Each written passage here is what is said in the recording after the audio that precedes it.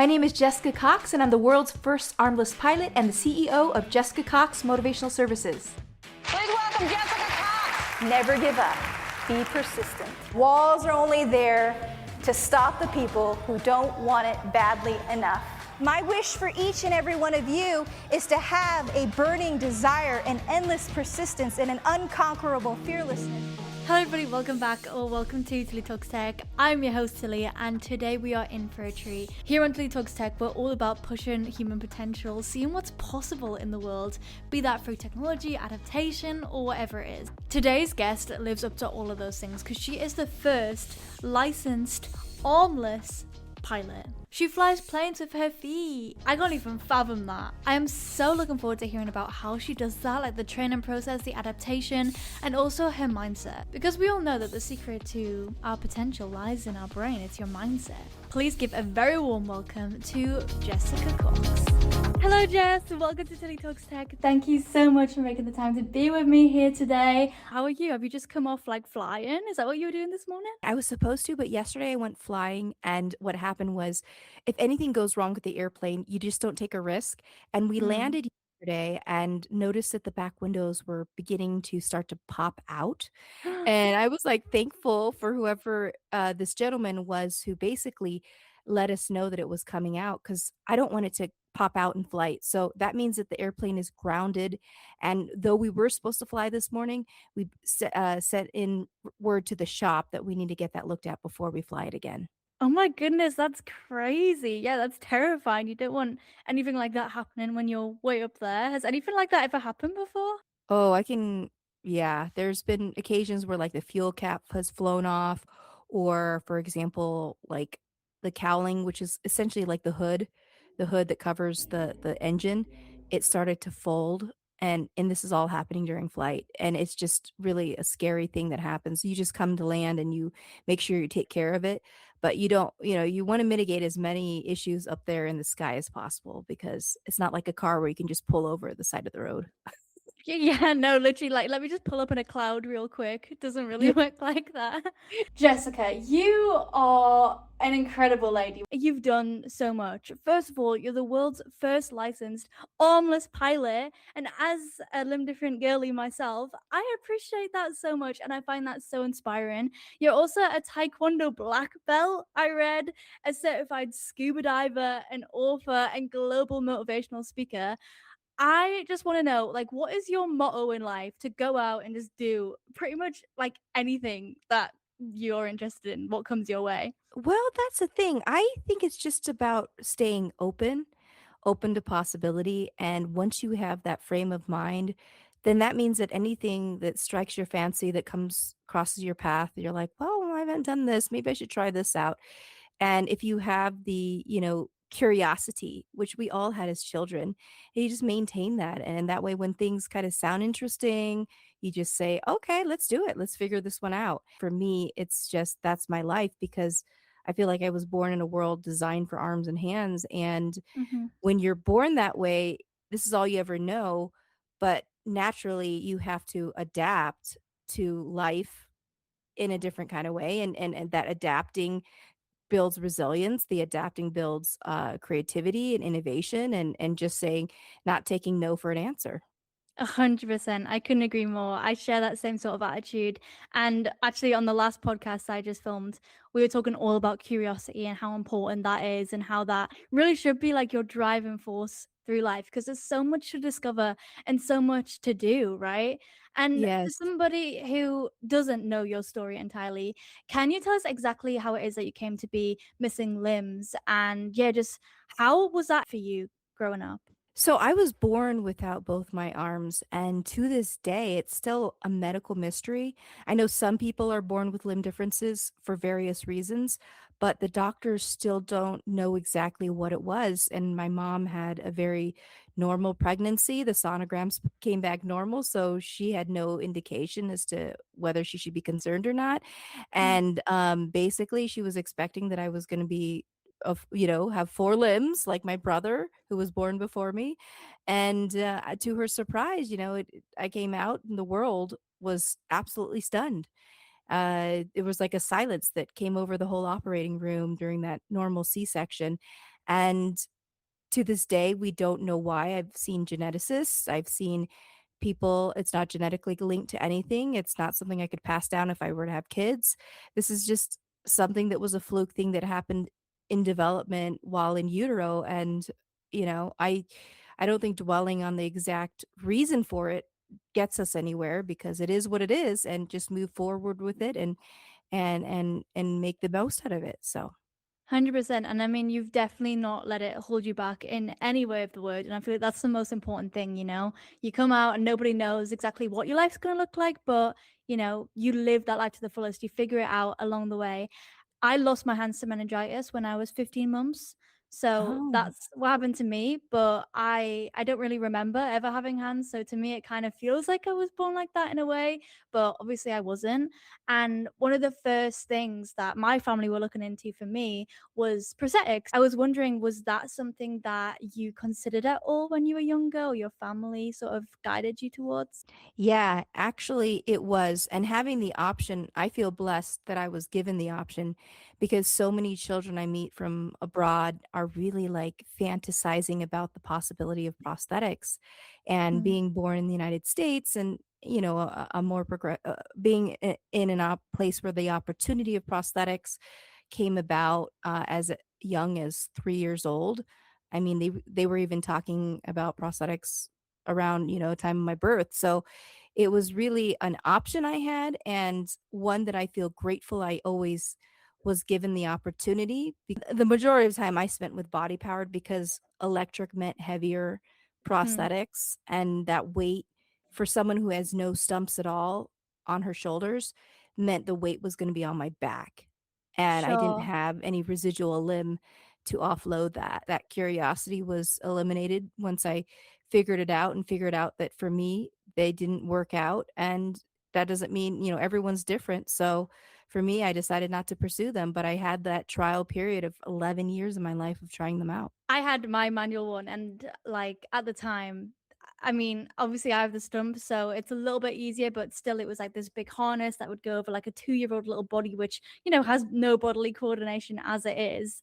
So it's been really interesting to see, how much it's developed. But I totally get it when I hear people who like don't wear prosthetics, because it's like adaptation is something that's so beautiful and intrinsic to like every limb different person, and the way we adapt and how creative we are to like overcome these obstacles, I find just as amazing as like, the myoelectrics and whatever else it is.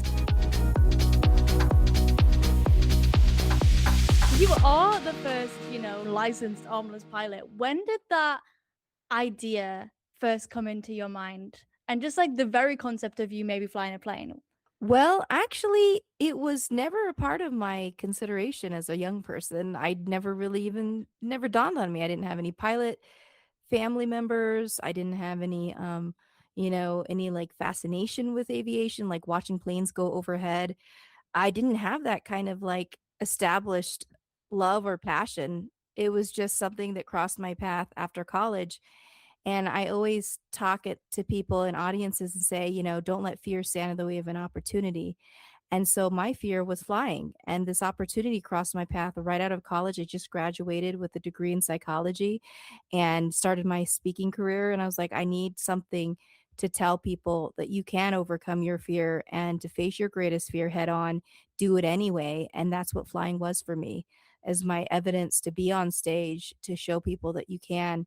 And fear is something that we build up in our head, and we should just go out there and not let anything stop us. You like literally made a beeline for the scary thing. That does something. You're like retraining yourself to know that literally nothing is impossible, because that's like the least likely thing that you want to go and do is face your biggest fear. But once you do that, you're like, well, I'm unstoppable. Do you know what I mean? I think Yes. that is so cool. I know nothing about like the training process to fly a plane at all. Can you talk to me a little bit about like what that was like the first time you were like, oh no, I'm really committing to this, going in, learning to fly a plane? What is that process like? Well, I think you're at a right stage because I was exactly about your age, except maybe a year older. And I was like, hey, I want to try this out. And I sat in a plane for the first time after being very tense and apprehensive about it.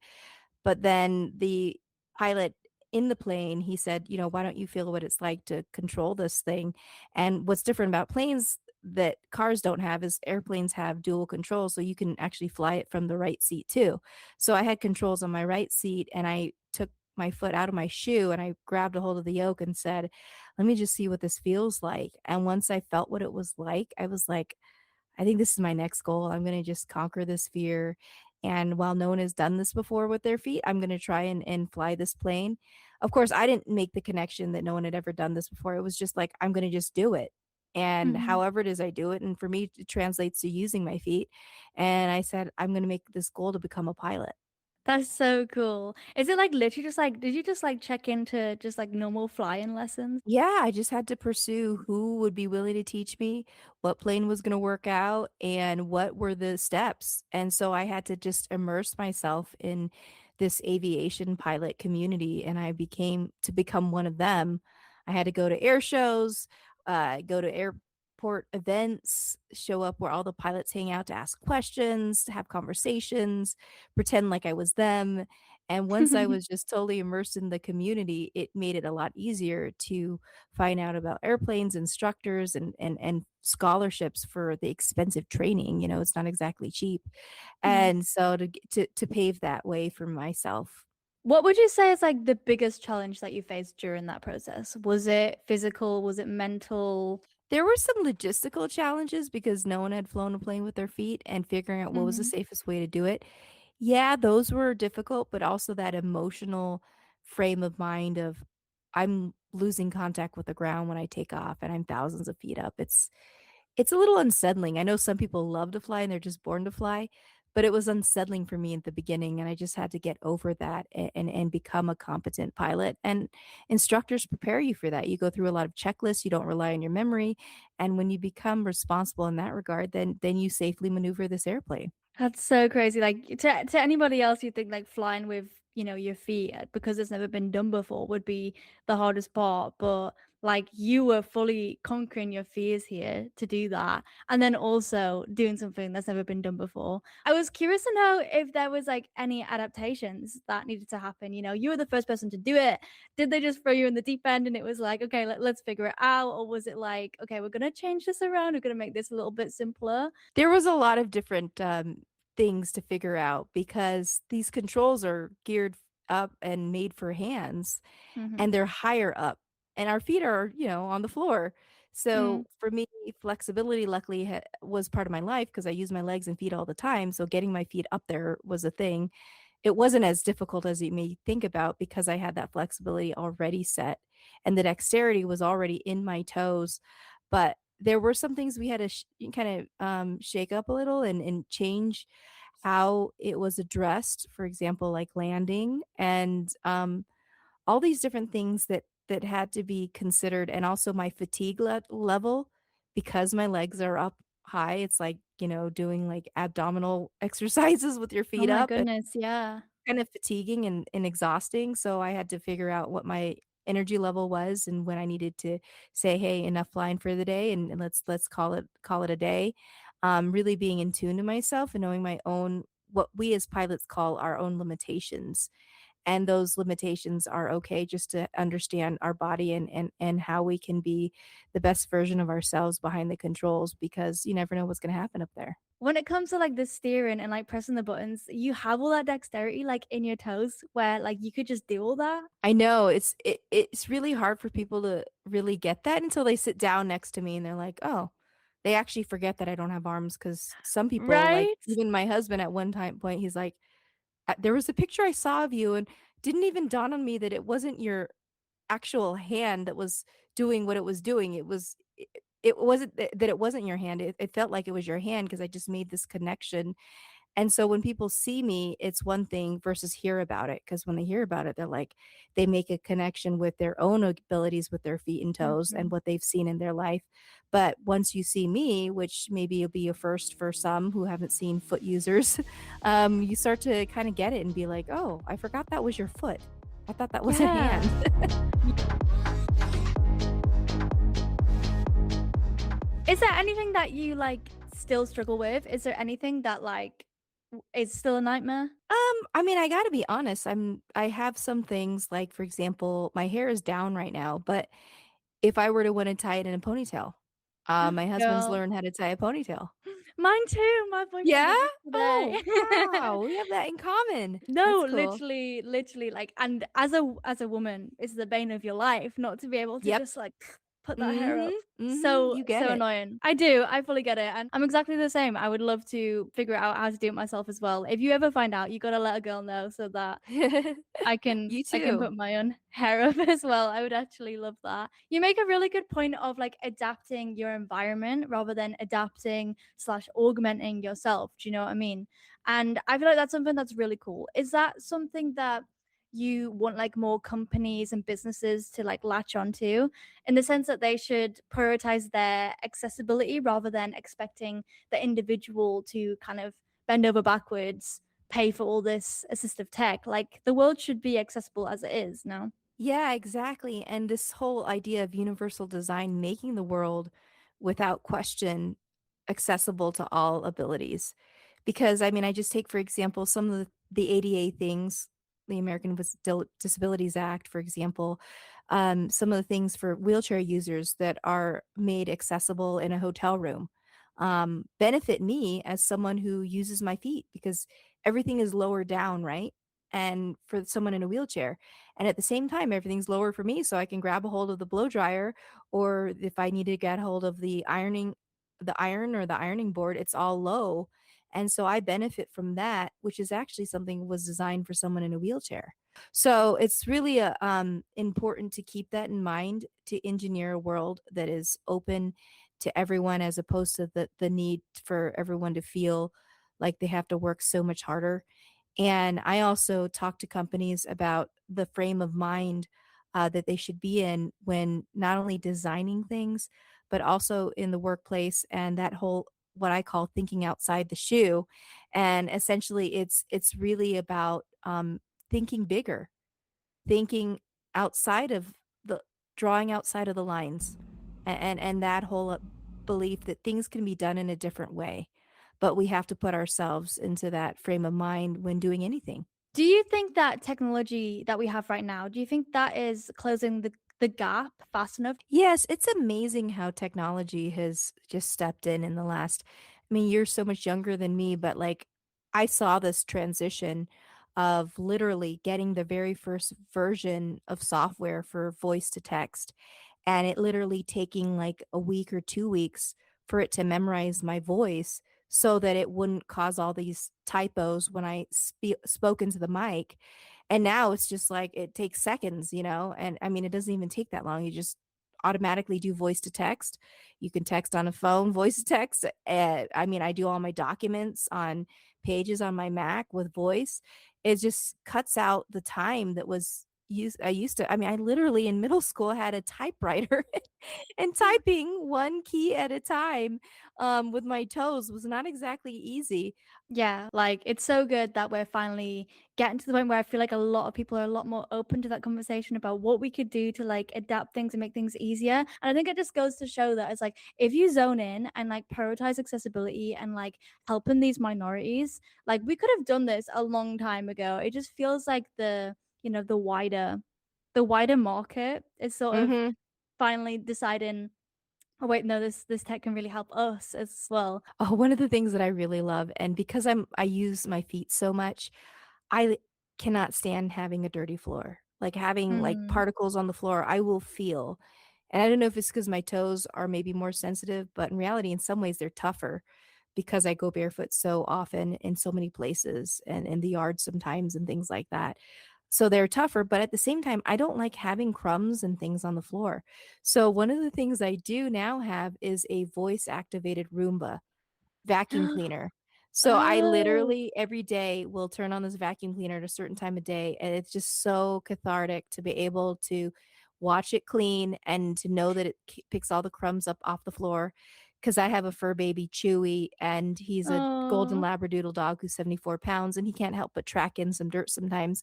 But to be able to have just a simple voice activated floor vacuum that goes on its own without me having to push a vacuum around the house, I just love that.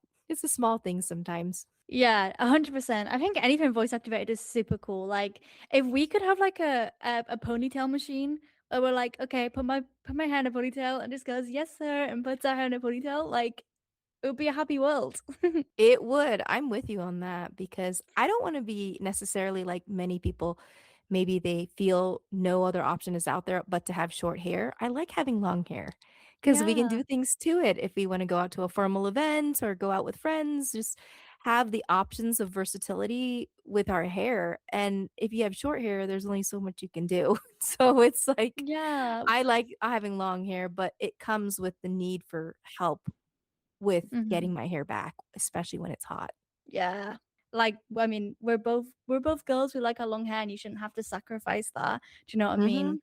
Just to, have it be a bit easier. I will say one day I would love to fully shave my head, but until now, Yeah. I will be happy with my ponytails. Tell him he did a good job. Thank you. I will do. You've got your book as well, Disarm Your Limits. You're a disability advocate and a public speaker. Why is it so important to you to keep up with that activism and make sure you're like talking about all this and bringing people's attention to it? Well, a lot of times, and I think this is what people don't, or they start to realize is that having awareness of something, having a conversation about it, bringing it to the table as priority is empowerment. And if we just kinda just forget about it or ignore it or just kinda, like, stuff it in a corner somewhere and think say, "I'll handle that later," it just starts to manifest in a lot of ignorance, and it Mm. manifests in, um, n not having empathy and understanding, and so it's important to bring awareness to certain things, and that's what I realized is that this is a unique platform.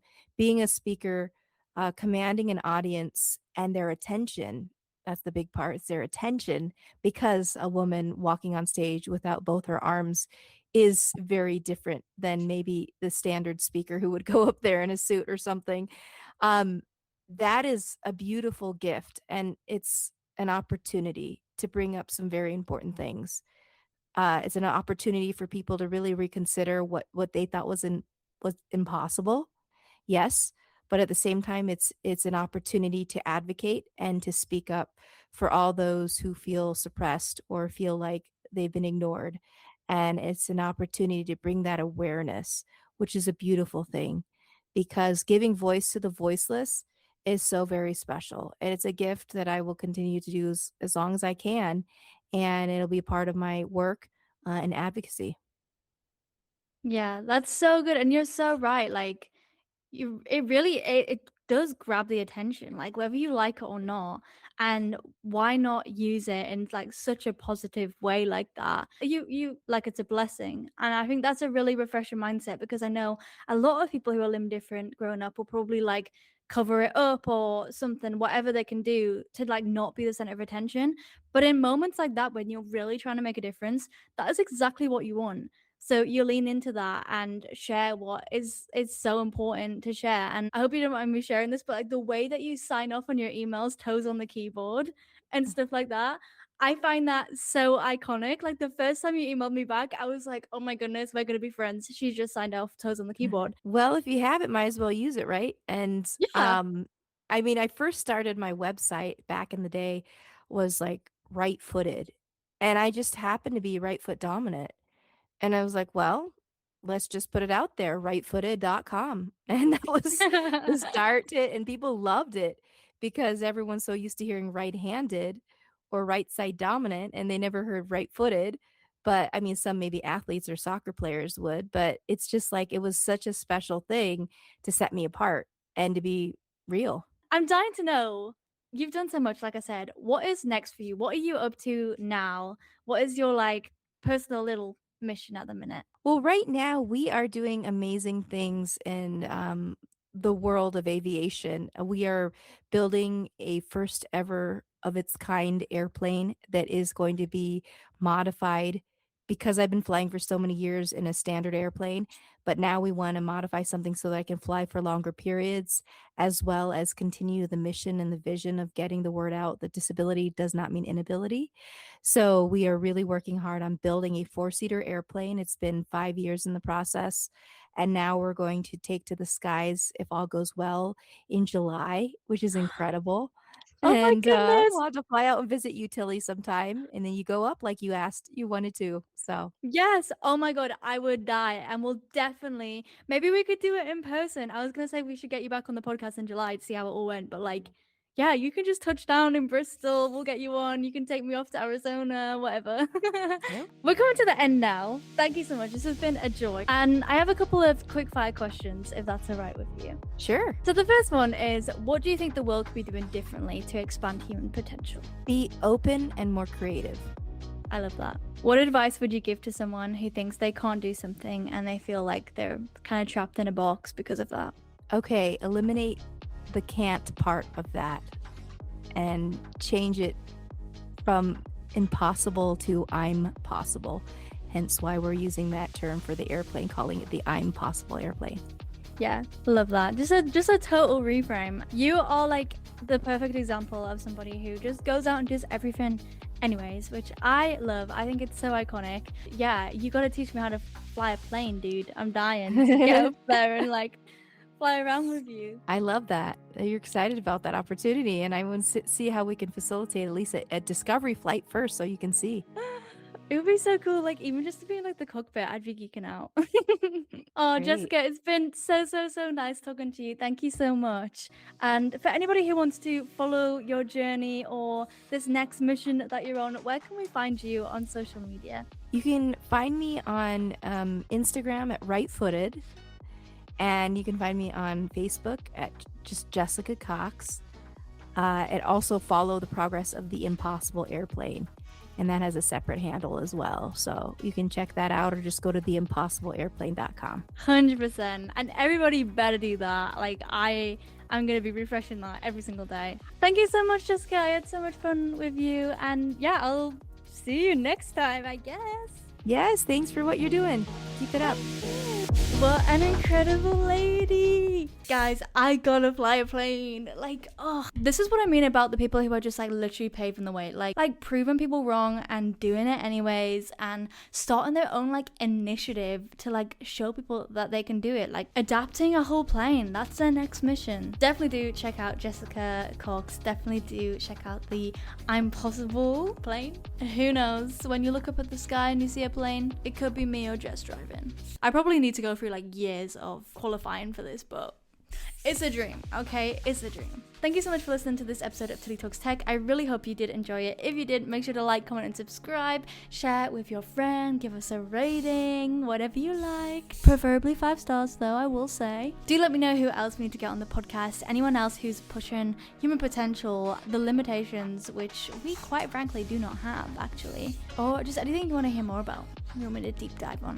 Thank you so much, and I'll see you next time. Bye!